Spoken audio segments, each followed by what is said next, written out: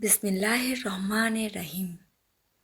প্রিয় ভাই ও বোনেরা, আসসালামু আলাইকুম আ রহমতুল্লাহি ওবারাকাতুহু। একটা প্রশ্ন যা অনেকের মনে ঘুরে বেড়ায়। একজন মানুষকে আমরা খুব ভালোবেসে ফেলি, তার কথা আমাদের মনে ঘোরে দিন রাত, তাকে না পেলে মনে হয় জীবন বৃথা। কিন্তু যখন বুঝতে পারি সে আমাদের নসিবেই নেই, তখন একটা অদ্ভুত কষ্ট গেঁথে যায় আমাদের হৃদয়ের গভীরে। প্রথমেই মনে রাখতে হবে, নসিব অর্থাৎ তকদির এটি একমাত্র আল্লাহ তালার হাতে। আল্লাহ বলেন, লান ইউসিবানা ইল্লা মা কাতাবাল্লাহ লানা। আমাদের ওপর কিছুই আপতিত হবে না, কিন্তু তাই যা আল্লাহ আমাদের জন্য নির্ধারণ করেছেন।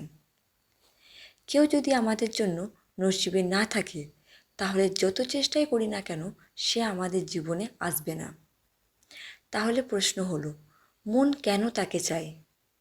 প্রিয় ভাই ও বোনেরা, মন মানুষের সবচেয়ে দুর্বল জায়গা। মন মানুষের সবচেয়ে দুর্বল জায়গা। এই মন অনেক সময় আমাদের বাস্তবতা ভুলিয়ে দেয়।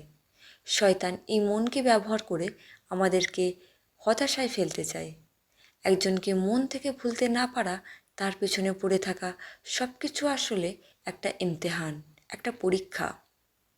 কিন্তু জানেন কি, যদি কাউকে আপনি পেতে না পারেন, তার মানে এই নয় যে আপনি ব্যর্থ, বরং আল্লাহ আপনাকে তার চেয়ে উত্তম কিছু দান করবেন। আল্লাহ বলেন, ওয়া আসা আন তাকরাহু শাইআন ওয়া হুয়া খায়রুল লাকুম। তোমরা কোনো কিছুকে অপছন্দ করতে পারো, অথচ সেটাই তোমাদের জন্য ভালো।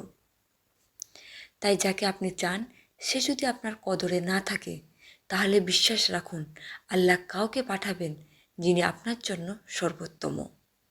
তবে মনকে কিভাবে শান্ত করবেন? মনকে শান্ত রাখার জন্য যে সমস্ত কাজ আপনি করতে পারেন, তার মধ্যে প্রথম হলো নামাজে মনোযোগ দিন। নবীজি সাল্লাল্লাহু আলাইহি সাল্লাম বলেছেন, নামাজ হৃদয়ের প্রশান্তি। দোয়া করুন, যদি সে হালাল হোক, আপনার জন্য উত্তম হোক, তবে আল্লাহ যেন তাকেই দান করেন।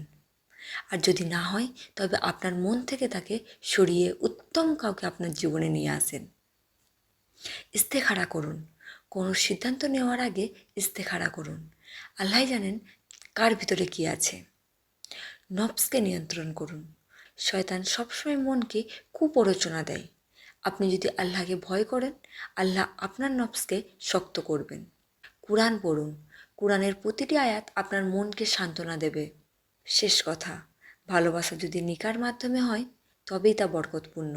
আর যদি শুধু মন দিয়ে কারো পেছনে পড়ে থাকেন, তবে সেটা দুনিয়া ও আখিরাত দুটোই নষ্ট করে দিতে পারে।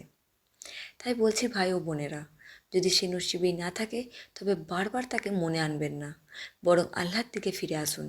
আল্লাহ আপনাকে এমন কাউকে দান করবেন যে শুধু আপনার দুনিয়ায় নয়, আখিরাতকেও সুন্দর করে তুলবে। শেষে একটি দোয়া প্রতিটি মুসলিম ভাই ও বোনের জন্য। হে আল্লাহ, আমাদের এমন কাউকে দান করুন যে আমাদের দিন ও দুনিয়ার জন্য উত্তম। আমাদের মনকে হেদায়েত দিন, যেন আমরা তকদিরে বিশ্বাস রেখে এগিয়ে যেতে পারি। আমিন। আসসালামু আলাইকুম ওয়া রাহমাতুল্লাহি ওয়া বারাকাতুহু।